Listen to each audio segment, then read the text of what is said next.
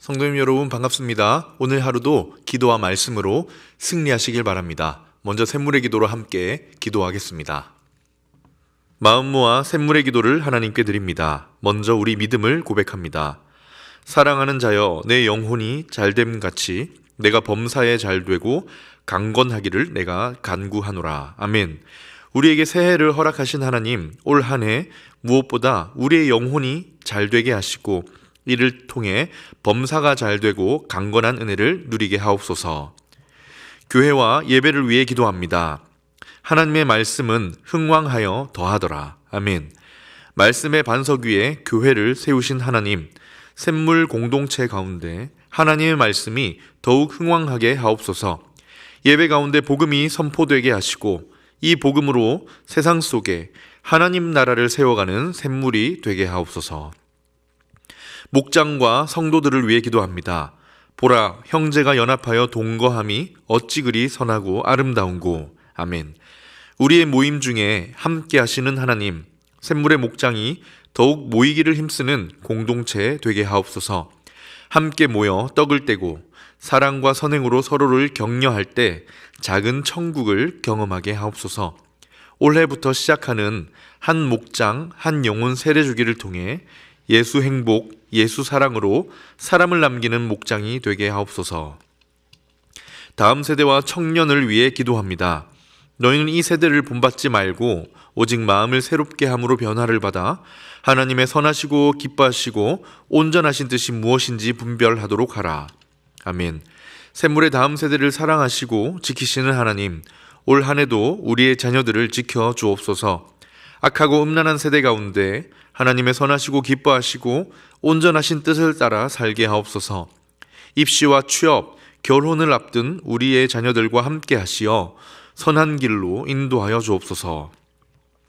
나라와 선교를 위해 기도합니다. 내 이름으로 일컫는 내 백성이 그들의 악한 길에서 떠나 스스로 낮추고 기도하여 내 얼굴을 찾으면 내가 하늘에서 듣고 그들의 죄를 사하고 그들의 땅을 고칠지라. 아멘. 겸손히 회개할 때 회복을 허락하시는 하나님, 대한민국을 불쌍히 여겨 주옵소서. 혼란스러운 정국이 속히 안정되게 하시고 하나님 안에 정의와 공의가 세워지게 하옵소서. 열방 가운데 복음을 전하는 선교사님들을 기억해 주시고 때를 따라 돕는 은혜와 인도하심을 허락하여 주옵소서.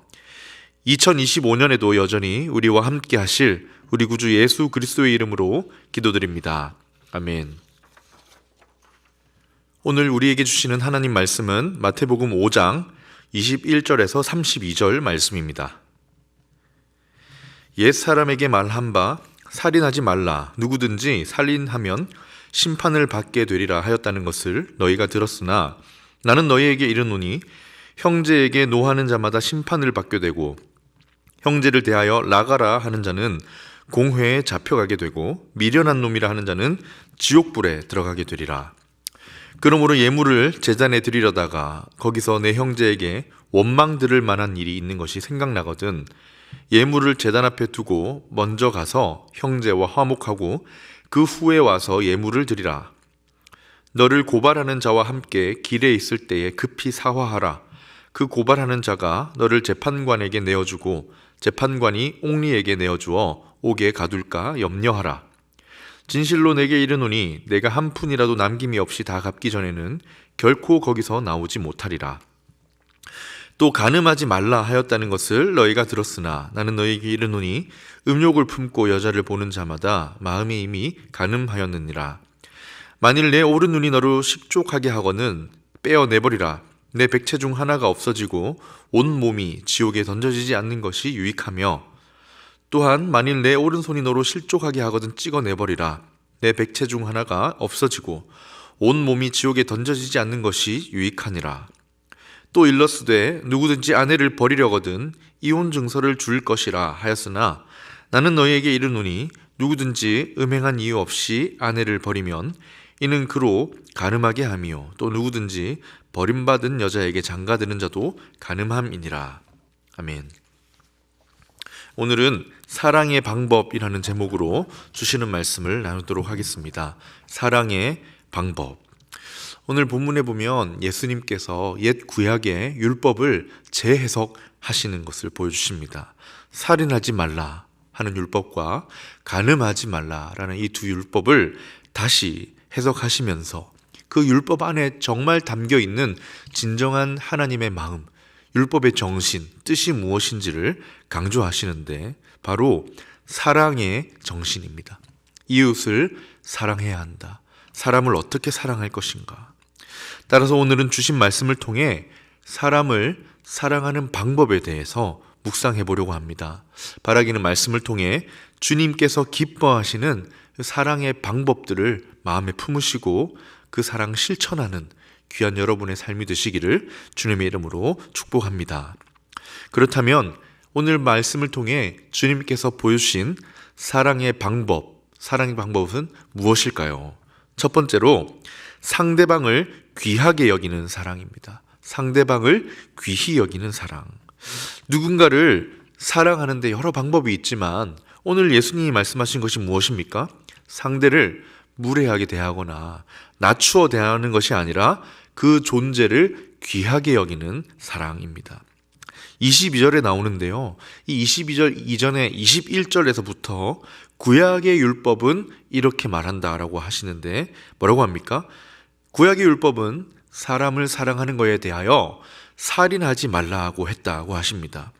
그러면서 22절에 사람을 사랑하는 것에 대해 다시 정의를 하시는데 단지 살인하지 않는 생명의 존중을 넘어 그 존재 자체를 귀하고 정말 소중하게 여겨 존중하라. 그것이 사랑의 방법이다라고 하십니다. 22절 한번 읽어보겠습니다. 나는 너희에게 이르노니 형제에게 노하는 자마다 심판을 받게 되고 형제를 대하여 나가라 하는 자는 공회에 잡혀가게 되고 미련한 놈이라 하는 자는 지옥불에 들어가게 되리라. 무슨 말씀입니까? 단지 생명을 해치지 않는 선에서 적절히 사랑하는 것이 아닙니다. 상대의 존재를 귀하게 여기라는 거예요. 그 존재 자체를 소중히 여기라는 것입니다. 나가라 하는 것, 곧 미련하다라고 욕하는 것에 대한 심판을 경고하십니다. 소중한 형제에 대하여 폄하하며 그 소중한 존재를 가치를 낮추어서 하찮게 여기지 말라는 것입니다. 어떻게 해야 합니까? 귀하게 여겨라. 그 존재를 귀하게 여겨라. 업신여기지 말고 소중히 여겨라. 예수님이 보여주시는 그 첫 번째 사랑의 방법은 상대방의 존재를 귀하게 여기는 것입니다. 왜 귀하게 여겨야 할까요? 물론 예수님께서 지금 귀하게 여기라 하시지만 왜 그렇습니까? 나도 그렇지만 상대방도 하나님이 창조하신 귀한 인생이기 때문이지요. 하나님이 사랑하시는 그 사람이기 때문입니다. 예전에 담임 목사님께서도 이런 말씀을 하셨죠. 하나님이 기대하시는 사람이니까 우리도 그를 기대할 수 있어야 합니다. 나만이 아니라 상대방도 하나님이 기대하시는 인생, 귀한 인생이죠. 그렇다면 우리도 그의 존재를 기대하며 귀하게 볼 수 있어야 합니다. 사랑의 기준은 어디에 있습니까? 나에게 있는 것이 아닙니다. 내 눈에 들면 내 기준에 부합하면이 아니라 하나님께 있습니다. 하나님이 그를 사랑하시느냐? 하나님이 그를 기대하시느냐? 바라기는 하나님이 귀하게 여기는 사람을 나도, 여러분도 귀하게 여기셔서 사랑할 수 있기를 주님의 이름으로 축원합니다. 두 번째로 주님께서 보여주신 사랑의 방법은 무엇일까요? 조심하는 사랑입니다. 귀히 여기는 사랑, 상대방을 귀하게 여기는 사랑을 묵상했는데 이번에는 두 번째로 조심하는 사랑. 상대방을 향해 사랑을 할 때, 다가갈 때 조심히 다가가는 사랑을 말하고 있습니다. 23절, 24절에 이어 계속해서 사랑을 보여주고 계신데요. 단순히 살인하지 말라는 계명을 넘어 이번에는 형제를 원망하게 하는 일, 원망을 사는 일, 분노하게 하는 일을 하지 말아야 함을 또 말씀하십니다. 뭐라고 하시느냐? 예물을 너희가 드리려고 하는데, 다시 말해 하나님께 예배 드리려고 하는데 그 순간 내가 형제에게 원망 들을 만한 일이 있다는 게 생각이 나거든. 잠시 멈추어 먼저 그 형제에 가서 화목하고 원망을 풀고 마음을 풀어내고 다시 와서 예배를 드리라.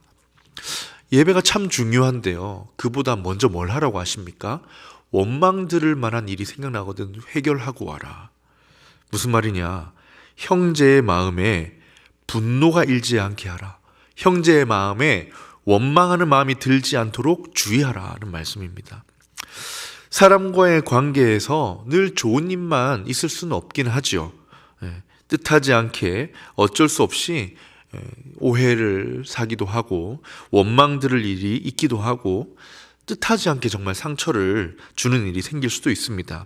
그런데 여기서 두 번째 사랑의 방법을 말씀하시는데요. 조심하는 사랑을 실천하라고 하십니다. 형제를 사랑할 때 어떻게 해야 합니까? 조심히 사랑할 수 있어야 한다. 이 조심성이 우리 삶에 굉장히 중요합니다. 왜냐하면 조심히 다가가고 조심히 사랑하고 이 사랑이라는 게 관계의 문제지 않습니까? 이 관계에 있어서 적절한 거리를 지켜가면서 사랑하는 것이 중요한데 건강하게 사랑하기 위해서는 건강한 거리를 유지하는 것이 필요합니다. 이것을 바로 조심히 하는 사랑이라고 부를 수 있겠지요. 누군가와의 거리가 멀어지면 사랑이 어떻게 됩니까? 식어질 수 있습니다. 반대로 상대방과의 거리가 너무 밀착되면 이 조심성이 없어지면 무례해질 수 있습니다. 이처럼 모든 관계에 적절한 거리가 필요하듯 우리가 사랑할 때도 어떻게 해야 하라는 것입니까? 적절한 거리를 유지하며 조심히 사랑하라. 이것이 바로 사랑의 두 번째 방법이다라고 하시는 것입니다. 상대를 귀히 여기고 사랑한다면 무엇입니까? 조심하여 사랑하라. 이것을 조금 더 풀어 말하면 이렇게 말할 수도 있겠습니다. 내 본성대로 사랑하지 말아라. 내 성질대로 사랑하려는 태도를 그만하라. 내가 가지고 태어난 성질대로 사랑하려는 것을 그만하고 조심히 다가가려는 태도를 말합니다. 내가 조금 성격이 있고 욱하는 면이 있을 수 있습니다. 그럴 때 난 원래 그래. 내가 성격이 모관한 걸 어쩌겠어. 당신이 이해해야지. 이렇게 하는 것이 아니라 내 본성을 멈추고 상대의 마음을 생각하여 조심히 다가가는 것, 적절한 거리를 유지하며 다가가는 것이지요. 우리가 자녀를 대하고 또 배우자를 대하고 또는 목장의 식구들 또 여러 동력자들을 대할 때 때로는 참 적극적이고 헌신적인 사랑도 필요하지만 때로는 조심하는 사랑도 필요한 것 같습니다. 너무 조급하지 않게 무례하게 보이지 않도록 믿어주면서 적절한 거리를 유지하며 다가가는 사랑이 필요한 것이지요. 사실 하나님이 우리에게 보여주신 사랑도 참 조심하는 사랑입니다. 우리를 사랑하신 하나님께서 어떻게 우리에게 다가오십니까? 어느 날 한순간에 성급하게 다가오셔서 그 전능자의 방식으로 막 찾아오지 않으시죠. 거칠게 다가오지 않으십니다. 놀리키지 않으십니다. 오히려 부드럽게 우리 마음을 열어가시면서 우리를 만지시고 받아들일 수 있는 만큼 다가오셔서 너를 사랑한다라고 하시지 않습니까? 바라기는 서로를 대할 때 때로는 조심하는 사랑으로 사랑함으로 우리 주님께서 말씀하신 사랑을 이어가실 수 있기를 주님의 이름으로 축원합니다. 상대방을 귀하게 여기는 사랑 그리고 조심하는 사랑에 대해서 묵상했는데요. 세 번째입니다. 주님이 보여주신 세 번째 사랑의 방법은 책임지는 사랑입니다. 책임지는 사랑. 무엇보다 사랑은 끝까지 책임지는 것이죠. 자신의 의무든 상대방의 어떤 존재든 책임져 주는 것이다. 31절 32절에 이렇게 말씀합니다. 또 일러스되 누구든지 아내를 버리려거든 이혼 증서를 줄 것이라 하였으나 나는 너에게 이르노니 누구든지 음행한 이유 없이 아내를 버리면 이도 그로 간음하게 하며 또 누구든지 버림받은 여자에게 장가드는 자도 간음함이니라. 무슨 말씀입니까? 이 책임지는 사랑의 태도를 말하고 있는데요. 당시에 이혼 증서만 있으면 이걸 수단으로 해서 결혼이라는 관계를 포기할 수 있는 관행이 있었다고 합니다. 수단이 되어버린 것이죠. 결혼한 이후 아내를 버리면 안 되는데 간음한 이유 외에는 그렇게 하지 말라고 율법에서 말하고 있는데 이혼 증서를 내어주면 이혼할 수 있도록 이 수단을 마련해 놓은 것입니다. 이에 예수님은 어떠한 음행한 이유 없이 함부로 아내를 버리는 일이 없어야 한다 하시면서 쉽게 관계를 끊어낼 수 있는 이혼을 철저하게 금하고 계십니다. 물론 쉽게 이혼하는 건 알지만 이 당시의 관행이 그랬다는 것입니다. 이를 통해 주님께서 가르쳐주시는 사랑의 방법이 무엇이냐? 책임지는 사랑입니다. 끝까지 책임지는 사랑, 언약의 관계, 약속의 관계로 연결되어 있는 아내를 끝까지 책임지는 사랑을 강조하고 계세요. 감정에 따라 좌우되는 사랑이 아니라 책임지는 것이 바로 사랑이다. 가정에서, 부부관계에서 끝까지 책임지는 사랑으로 사랑을 실천하실 수 있기를 주님의 이름으로 축복합니다. 그런데 여기서 조금 더 나아가면 결혼 관계를 넘어 이 책임지는 사랑을 조금 더 넓게 적용해 볼 수 있지요. 우리가 속한 공동체, 우리가 사랑해야 할 대상에 대해서도 책임지는 사랑의 모습이 필요합니다. 우리 목장 공동체, 교회 공동체에서도 책임지는 사랑이 굉장히 소중합니다. 우리에게는 누가 있습니까? 하나님이 허락하신 영적인 가족들 있지요. 그들을 향해서도 우리는 책임지는 마음으로 사랑을 때로 실천해야 합니다. 누군가가 마음에 안 들 때가 있어요. 나와 다른 면 때문에 불편함이 있을 수 있습니다. 그리고 공동체에 여러 가지 크고 작은 어려움이 있을 수 있습니다. 자, 그럴 때 주님께서 말씀하시는 사랑은 무엇입니까? 책임지는 사랑. 내 감정을 따라가는 것이 아니라 하나님이 맡겨주신 사람을 책임질 수 있는 사랑을 실천해야 한다. 공동체 안에 약한 사람이 있을 수 있습니다. 그를 보호하는 것 또한 책임지는 사랑이 될 수 있습니다. 또 서로를 위해 헌신해야 할 때, 조금 더 누구를 위해 희생해야 할 때 기꺼이 희생하여 섬기는 것, 서로를 돌보는 것, 이것 또한 책임지는 사랑의 한 모습이라 할 수 있겠죠. 무엇보다 이 책임지는 사랑은 어떻게 나오느냐? 서로를 위해 기도하기를 멈추지 않는 것입니다. 기도에 책임을 다하는 것. 목자님들만 기도하는 것이 아니라 한 가족 된 목장 식구들이 또 함께 동역자된 자들이 그 관계 속에서 서로를 위해 지속적으로 기도하는 것도 참 책임지는 사랑이라 할 수 있겠습니다. 바라기는 주님께서 가르쳐 주신 이 책임지는 사랑으로 더욱 성숙한 공동체 이루어 가시고 성숙한 성도님 되시기를 주님의 이름으로 축복합니다.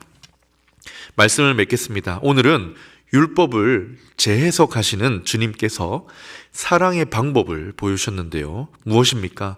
상대방의 존재를 귀하게 여겨 조심하는 사랑, 그리고 마지막으로 끝까지 책임지는 사랑에 대해서 말씀하십니다. 바라기는 사랑하는 성도님 여러분, 주님 보여주신 이 성숙한 사랑으로 우리에게 주신 가족과 공동체를 사랑하며 더 아름답게 품어가는 성도의 걸음 걸으시기를 주님의 이름으로 축복합니다. 아멘. 말씀을 기억하며 함께 기도하겠습니다. 사랑하게 하소서라고 기도하면 좋겠어요. 내가 귀하게 여기지 못하는 사람이 있습니까? 그를 귀히 여길 수 있는 사랑을 주십시오. 조심히 다가갈 수 있는 지혜도 주시고 책임져야 할 때 책임짐으로써 사랑을 실천하게 하옵소서. 두 번째 기도할 제목은 이제 명절이 다가오는데요. 명절에 참 여러 가족들을 만나게 되지요. 주님의 사랑으로 품고 사랑할 수 있도록 허락하여 주시옵소서. 그렇게 기도하신 후에 개인의 기도 제목으로 기도하도록 하겠습니다.